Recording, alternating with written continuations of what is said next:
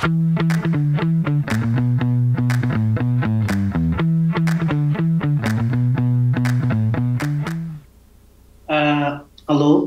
boa noite para vocês. Obrigado, Pedro, pela introdução. Meu nome é Gideon Machado. Eu sou de Moçambique, mas atualmente eu vivo na França. Eu vim aqui partilhar um pouco da minha experiência sobre decolonização de design e contar sobre o que é decolonização de design na primeira pessoa, na minha história de vida, concretamente a parte profissional, e sobre como o processo de decolonização pode ajudar na inovação. A minha palestra a minha apresentação, neste caso, é guiada por uma citação da Dory Tunstall. A Dory Tunstall é a reitora da Faculdade de Design de uma universidade no Canadá, em Ontário. A Dory diz: diversidade é receber o convite para a festa. Inclusão é quando alguém pergunta se você quer dançar. Decolonizar é permitir que a pessoa mais vulnerável escolha a música. E a ideia da minha apresentação é mostrar como eu, como profissional, passei pelos vários estágios das diversidade e inclusão até o estágio de decolonização do design, que acredito que é o estágio em que eu estou agora. Se fosse para explicar em termos de impacto, diversidade seria o círculo vermelho, inclusão o círculo laranja e decolonização o círculo cinzento. Na medida em que nós vamos progredindo de uma parte para a outra, é maximizado o nosso impacto como profissionais. Dando início sobre minha carreira e eu como profissional, eu comecei a trabalhar há mais ou menos 7, 8 anos atrás e a pessoa que deu o meu primeiro emprego chama-se Frederico Silva. Na altura eu era recém-formado, sem referências nenhumas, e era só alguém com sonho. Frederico é a pessoa que acreditou em mim e acredito que viu em mim potencial e deu-me a oportunidade de abraçar esta área como designer. Frederico, voltando para o processo da Dory, é a pessoa que de certa forma contribuiu para o processo de diversidade. Foi quando eu tive a oportunidade de, na primeira pessoa, presenciar como era trabalhar numa empresa de tecnologia, qual era o impacto do design. Só que à medida que o tempo foi passando, me tornei um bocadinho mais ambicioso e queria muito mais do que ser designer, queria poder contribuir para comunidades locais. Criei o capítulo local da XDA no meu país, em Moçambique. Comecei a trabalhar com a International Design Foundation para tentar trazer mais profissionais para a área. Só que tinha ambições pessoais, né? Transformar-me num world class designer, que é o nome das iniciativas que eu, de certa forma, ajudei a criar.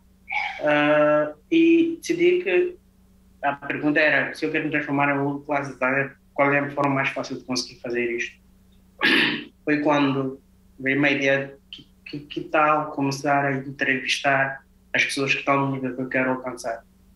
Foi quando eu fui para o LinkedIn, depois de ter criado uma lista de pessoas que eram influentes na área de design, mandei mensagem para o maior número de pessoas que eu consegui. Uma das pessoas que me respondeu foi o Adam Reineck. Adam Reineck é diretor de design, Global Design Director da IDEO.org. Adam Reineck, depois da entrevista, tive a entrevista que eu fiz a ele publicada na página da IDEO, e com a referência do Adam Reineck eu consegui ter muitos mais designers de referência no mercado a de certa forma, responder a minha mensagem aos meus pedidos de entrevista e de certa forma expandiu a minha network. Adam Reineck foi a pessoa que ajudou-me no processo de inclusão. Adam Reineck convidou-me para a festa. Desculpa, neste caso convidou-me para dançar, não para a festa. Quem convidou-me para a festa foi o Frederico. O tempo foi passando, ambições naturalmente aumentando e queria poder ter um papel, de certa forma, ainda mais impactante na vida dos designers, só que desta vez não só em Moçambique, que era o meu país, mas era em África, que era o continente, porque eu tive experiência de criar comunidades locais em vários países de África. A minha ideia era como é que eu traria design para mais africanos, porque o design em África ainda, infelizmente, não é acessível para a maior parte dos africanos por causa de custos e muitas outras barreiras que temos no caminho. A ideia era como é que podia empoderar o maior número de africanos possíveis. Era para, contribuindo financeiramente para a educação desses mesmos africanos. Eu não queria ir atrás de financiamento, queria procurar formas independentes de fazer isso e consegui fazer a World Class Design Conference, em que juntei 50 dos melhores designers do mundo, das maiores empresas de tecnologia, com um grupo de amigos, fizemos a World Class Design Conference. O lema da conferência era para cada bilhete comprado, investíamos em um ano de educação para designers em África. Eu recordo-me ter feito a apresentação desta ideia pela primeira vez para a Mahara, quando eu estava em Milão, numa outra conferência.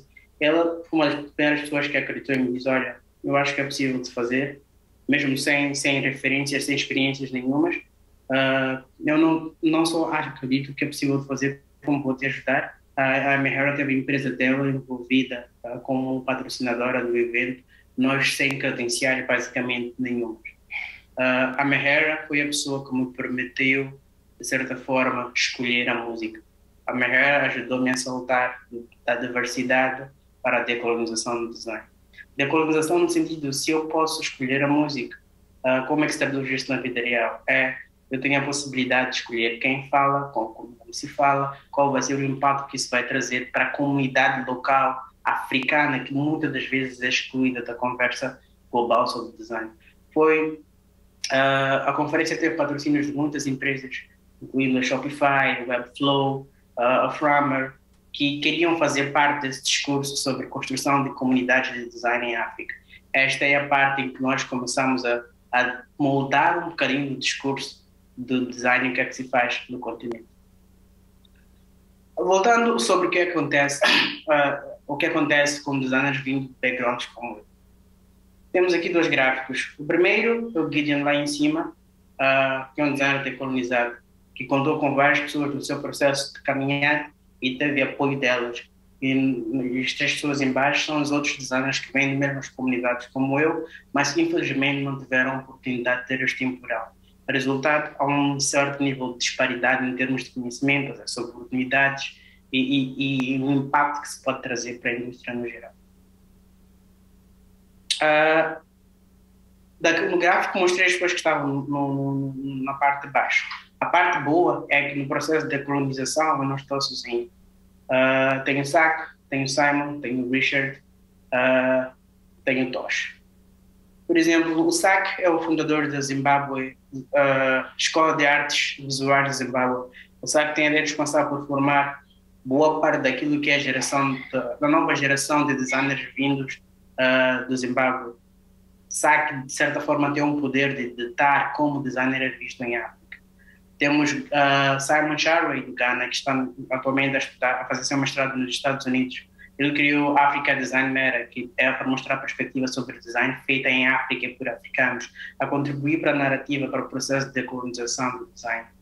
Na Nigéria temos o Richard Tamotoni, que é um dos maiores consultores de comunidades em Port Harcourt. Nigéria, a parte mais famosa de Nigéria é Lagos, mas também tem Port Harcourt e uma das principais pessoas responsáveis por dinamizar, incentivar e trazer mais pessoas para a área é o Richard.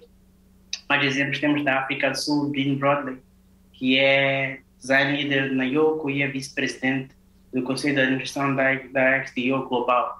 Mais uma vez, um designer africano a trazer uma perspectiva africana para o panorama do design global. Por último, e não menos importante, temos Tosh Juma. Tosh Juma é uma das minhas maiores inspirações em África. Ele é fundador do Instituto de Design de Nairobi, no Quênia, e também é responsável pela gestão da imagem da IDEO.org nesta parte do continente. Estes são alguns exemplos das pessoas que estão a fazer acontecer no nosso continente. Então, neste segundo gráfico temos duas linhas. Uma vermelha, espero que as cores reflitam-se da mesma forma, em que temos os designers do mundo ocidental, em que não tem que subir esta escada laranja aqui que ele teve que atravessar. De certa forma, tive que subir a escada para poder conversar da mesma forma, que ter o mesmo nível de impacto. Estes são os designers do Ocidente.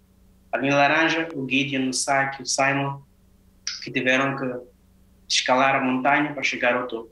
Depois, a linha de baixo, os designers que infelizmente não tiveram oportunidade para estar neste nível. O que acontece num cenário em que não temos exceções como o o Sack, como Gideon, como Richard e como Dean. Uma total disparidade. A linha vermelha representa os designers ocidentais, que continuam a impor, mesmo sem querer, sua visão do mundo de produtos e serviços que são criados e a deixar de fora o discurso de boa parte da população do resto do mundo. Certa disparidade no processo de criação e elaboração e do design. O que é que haveria de acontecer? O que é que atualmente acontece no mundo decolonizado, em que o processo de decolonização impacta a inovação?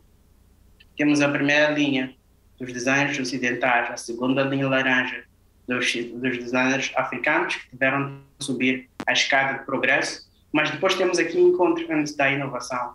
Inovação por quê? Porque aqui agora temos, de certa forma, opiniões diversificadas. Se formos prestar atenção, uma linha diferente.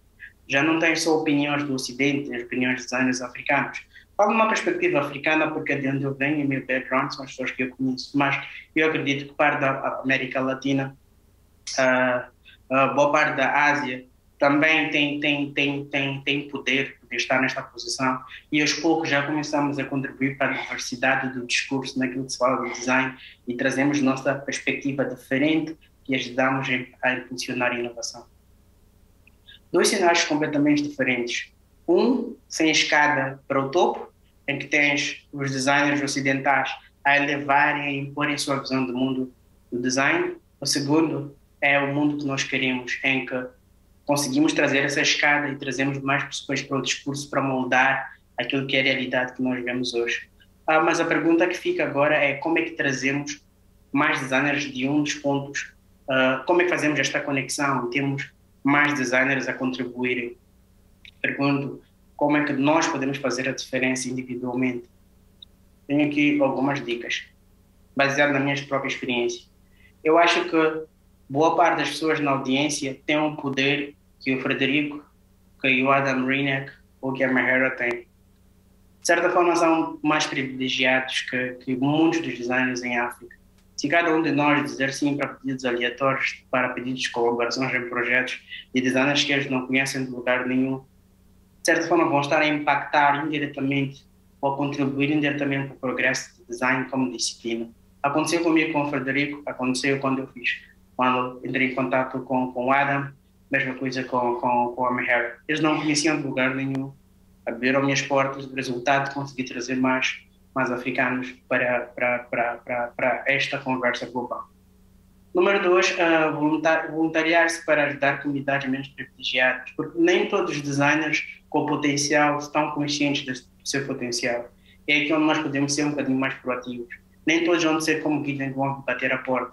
Talvez temos que nos juntar às comunidades e ajudar a elevar estas comunidades. Mas uma mensagem super importante que não deve ser esquecida.